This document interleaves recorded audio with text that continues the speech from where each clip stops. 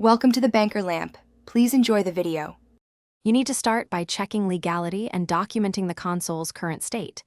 Make a backup of your saves and any important files now, because once you proceed, you may lose data. Next, note the firmware version and whether the system is on a stock image or has modifications already. This isn't about teaching bypasses, it's about safe, informed choices.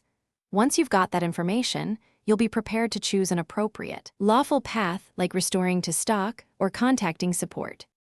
At this stage, focus on options rather than clandestine actions. Evaluate risk to warranty and the device.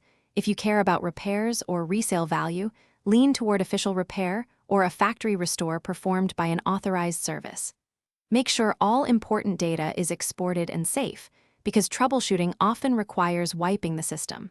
Once done, gather your receipts and serial numbers if you plan to seek professional help, and decide whether restoring to a supported firmware via official channels is the best route.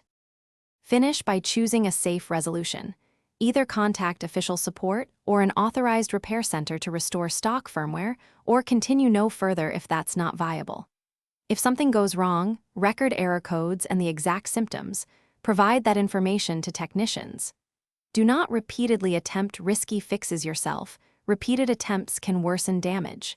Instead, collect your documentation, describe what you tried, and let a professional handle recovery to minimize permanent hardware or data loss. Thanks for watching. If this was helpful, leave a like and consider subscribing. See you next time.